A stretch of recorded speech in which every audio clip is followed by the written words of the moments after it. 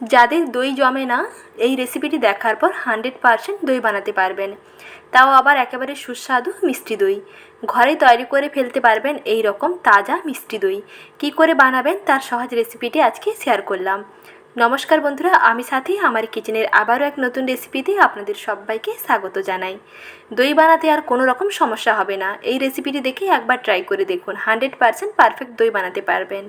তার জন্য প্রথমে এখানে দেখুন দুধ জাল দিতে বসিয়ে দিয়েছি। লাগবে এই রকম খাঁটি গরুর দুধ কিংবা প্যাকেট দুধ নিলে ফুল মিল্ক ক্রিমটা নেওয়ার চেষ্টা করবেন। ভালো করে এরকম জাল দিয়ে নিচ্ছি। প্রথমে দুধের সঙ্গে কোনো উপাদান না মিশিয়ে শুধু দুধটাকে একটু জাল করে নেবেন। প্রায় 2 থেকে 3টা পলব আসার পরে দুধটা দেখবেন আগে থেকে অনেকটা ঘন হয়ে যাবে। সেই পর্যায়ে মিশিয়ে নিতে হবে 150 গ্রাম চিনি। এখানে আমি 700 ml তরল দুধ নিয়েছি, আর সেই ক্ষেত্রে এখানে দিয়ে দিলাম 150 গ্রাম চিনি।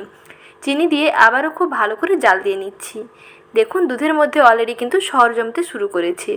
দুধের মধ্যে যাতে সর না জমে যায় সেটা খেয়াল রাখবেন, তার জন্য বারবার এরকম হাতা দিয়ে নাড়তে থাকবেন। আর গ্যাসের আঁচটা মাঝারিতে রেখে দুধটাকে একটুক্ষণ ফুটিয়ে নেবেন। দুধ দেখবেন আগে থেকে বেশ ঘন হয়ে যাবে। দুধটা এদিকে থাকুক, আর এইদিকে দেখুন ক্যারামেল তৈরি করে নিচ্ছি। মিষ্টি দইয়ের এই মিষ্টি লাল রঙটা আনার জন্য এইরকম চিনিটাকে একটু ক্যারামেল করে নিতে হবে। আর ক্যারামেল দই যেমন মিষ্টিও হয় আর তেমনি খুবই টেস্টি হয়, কালারটা খুবই সুন্দর হয়। কোনো রকম কালার কিংবা বিস্কুট ছাড়া খুব সহজে এই রকম লালচে মিষ্টি দই বানাতে পারবেন। প্রায় এখানে 25 গ্রাম মতন চিনি নিয়েছি। 25 গ্রাম চিনিকে একটু এরকম নাড়াচাড়া করছি। গ্যাসের আঁচটা মাঝারিতে রেখেছি, মাঝারিতে রেখে কন্টিনিউয়াস এরকম হাতা দিয়ে নাড়তে হবে। দেখবেন একটু পরে চিনিটা গলতে শুরু করবে, তারপরে একটা লালচে ভাব চলে আসবে।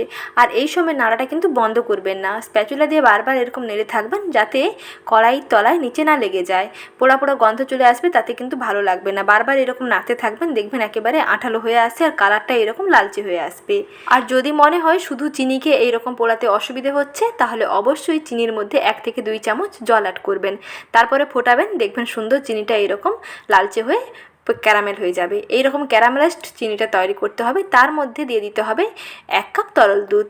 এই তরল দুধ দিয়ে দিলে এটা ক্যারামেলাইজড মিল্ক তৈরি হবে। এই সময় গ্যাসের আঁচটা বন্ধ করে দেবেন। গ্যাসের আঁচটা বন্ধ করে দিয়ে দুধ দিয়ে চিনির সঙ্গে ভালো করে মিশিয়ে নিচ্ছি। ক্যারামেলের সঙ্গে মিশিয়ে নেওয়ার কারণেই দেখুন দুধের কালারটা কতটা সুন্দর এসেছে। এখন এই ক্যারামেলাইজড মিল্কটাকে একটা বাটির মধ্যে নামিয়ে রাখছি। দেখুন বন্ধুরা কালারটা কতটা সুন্দর এসেছে। কোনো রকম কালার ছাড়া এইরকম লালচে কালারের ক্যারামেলাইজড মিল্ক বানিয়ে নিয়ে এইরকম মিষ্টি দইটা বানাবেন, তাহলে দেখবেন কালারটা খুবই সুন্দর আসবে। আর যদি মনে হয় দইয়ের মধ্যে লালচে ভাব আনার দরকার নেই, শুধু সাদা ধপধপে মিষ্টি দই বানাবেন, তাহলে এই ক্যারামেলাইজড মিল্কের প্রসেসটা পুরোটাই স্কিপ করে দেবেন।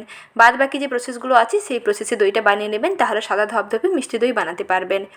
দেখুন এই ক্যারামেলাইজড মিল্কটা মিশিয়ে নেওয়ার পর দুধটা কিন্তু আগে থেকে আরও অনেকটা ঘন হয়ে গেছে। এখন আরও 2 থেকে 3 বার একটু জাল দিয়ে নিয়ে একটু ঘন করে নিয়ে তারপরে একটি পাত্রে নামিয়ে নিচ্ছি। এখন খুবই গরম আছে, এর সঙ্গে সরাসরি টক দই মেশাতে যাবেন না, তাহলে কিন্তু একেবারে ছানা কেটে যেতে পারে। তাই একটু ঠান্ডা করে নিচ্ছি। উষ্ণ গরম থাকবে সেই পর্যায়ে মিশিয়ে নিতে হবে এইরকম টক দই। আর জল ঝরানো টক দই নিতে হবে। টক দইয়ের মধ্যে যাতে জল না থাকে সেটা কিন্তু খেয়াল রাখতে হবে। জল থাকলে কিন্তু দইয়ের মধ্যে জল ফেটে যেতে পারে।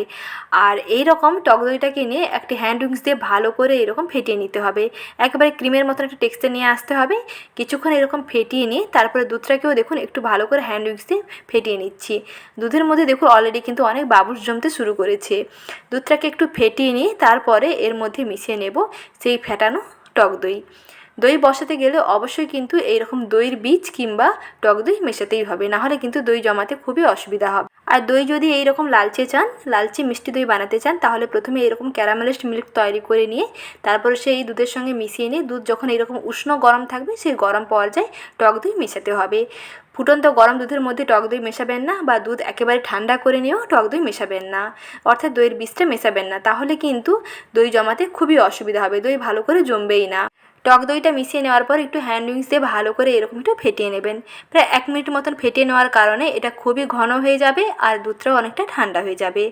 এখন শুধু দই জমানোর পালা। যদি আপনারা ইনস্ট্যান্ট দই বানাতে চান, অর্থাৎ 10 মিনিটের মধ্যে যদি দই বানিয়ে ফেলতে চান এবং সঙ্গে সঙ্গে খেতে চান, তাহলে কড়াইতে একটি স্ট্যান্ড বসিয়ে কিংবা একটি টাওয়াল বসিয়ে দিয়ে টাওয়ালের মাঝখানে এই বাটিটাকে রেখে দিয়ে ঢাকনা দিয়ে প্রায় 10 মিনিট গ্যাসের আঁচটাকে একেবারে মাঝারিতে রেখে গরম করে নেবেন। দেখবেন সঙ্গে সঙ্গে দই তৈরি হয়ে যাবে। 10 থেকে 12 মিনিটের মধ্যে মিষ্টি দই একেবারে রেডি। আর যদি এইরকম গ্যাস জ্বালানোর ঝামেলা না করে সহজে মিষ্টি দই বানাতে চান তাহলে এই প্রসেসটা ফলো করুন। প্রথমে মাটির পাত্রে মিশ্রণটাকে ঢেলে নিয়ে একটি বাটার পেপার ভালো করে আটকে দেবেন। তারপরে বাড়িতে কাঁথা কিংবা কম্বল থাকে, সেই কাঁথা কিংবা কম্বলের মাঝখানে বাটিটাকে বসিয়ে দিয়ে কাঁথা চাপিয়ে রাখবেন। মোটামুটি গরম থাকবে, প্রায় হোল নাইটের জন্য রেখে দেবেন। সারা রাতের জন্য রেখে দেবেন, প্রায় 8 থেকে 9 ঘন্টার জন্য, দেখবেন রেডি হয়ে যাবে। তারপরে 1 ঘন্টার জন্য নর্মাল ফ্রিজে রেখে সার্ভ করুন মিষ্টি দই। বাঙালির অতি পছন্দের একটি প্রিয় জিনিস হচ্ছে এই মিষ্টি দই। খাবারের শেষ পাতে যদি থাকে এরকম একটা মিষ্টি দই, আর সেটা অবশ্যই হাতে বানানো, তাহলে কোনো কথাই হবে না।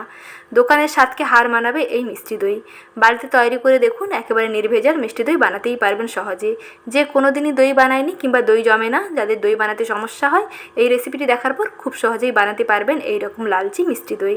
তাহলে আর দেরি না করে এইরকম গরমে প্রাণ ঠান্ডা করতে ঝটপট তৈরি করে ফেলুন এইরকম লোভনীয় মিষ্টি দই।